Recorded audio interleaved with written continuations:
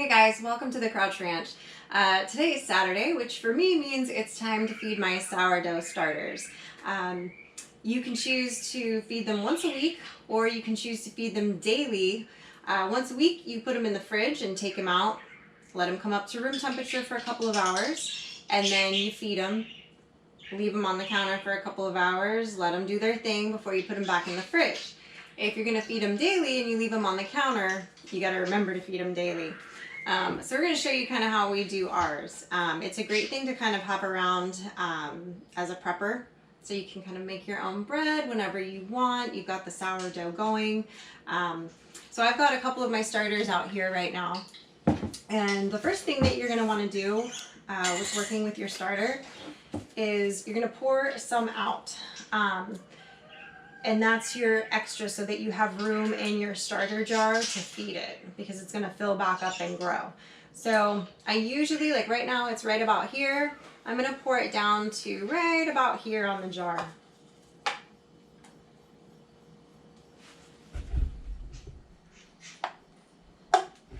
Yeah.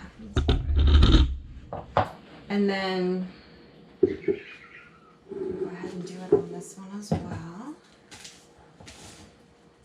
Now this, if I don't want to add anything to it, I don't have to. I can make a really simple like flatbread, almost like a tortilla kind of with it, or I can add to it and there we go, or add to it and make a regular loaf of bread with that sourdough flavoring obviously in there. I've done that before where I've taken this that I've poured out, added to it, let it sit on the counter for like another day, and then baked it so it has time to kind of do its thing. So I'm going to set this to the side because we're not going to do anything with this. I might make something with it later, but it's, you know, that's your stuff you're going to use for dinner or bread or whatever that day. So I like to use a scale. There's a couple different ways you can do it. Some people use slightly different amounts. I like to use my little gram scale here.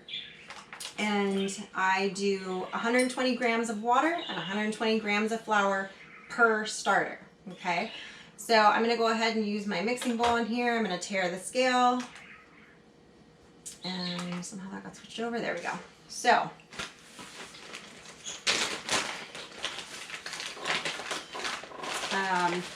got my flour here. This flour that we use, the Jovial Einkorn, there's a link to it on our Amazon page. You can, you know, measure it out with a scooper if you want. I just kind of like to pour it in. And I'm going to do double since I'm doing two starters. But you're doing 120 for each one, so since I'm doing two, it's going to be 240.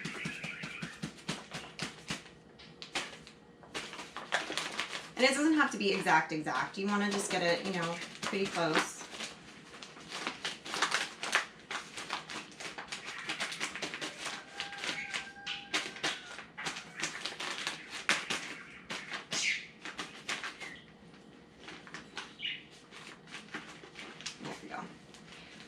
It's kind of a fun thing to have going too, even besides it being a nice little prepper item to have around, just because it's kind of neat if you're like, oh, I want to make, you know, pasta tonight and I can make some little sourdough breadsticks or something. You can just whip it out of the fridge, let it sit, add to it, and you're good to go.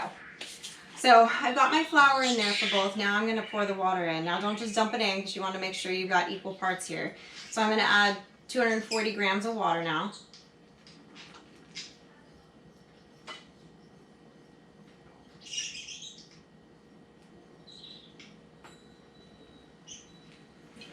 Perfect.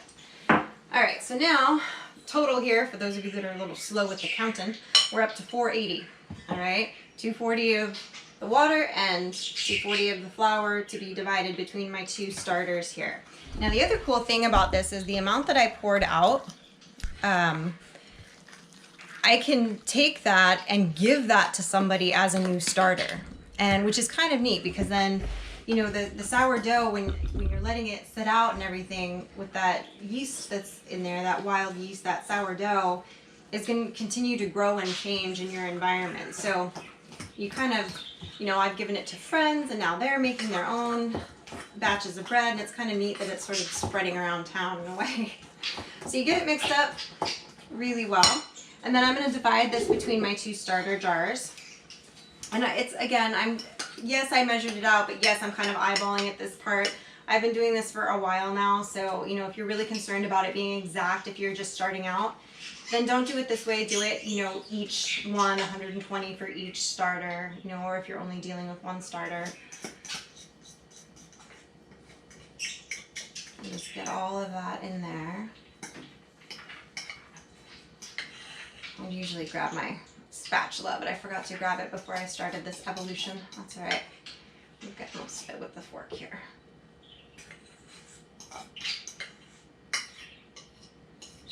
Yeah, that's pretty good. Okay, so then you want to make sure that you stir it up to really mix the old with the new, basically, so that you're feeding it completely.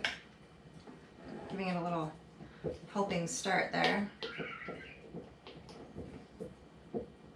You can keep this with a regular mason jar lid on it. Just don't tighten it too far. Keep it loose. It needs room to breathe and for the air expansion that's going to happen when you feed it.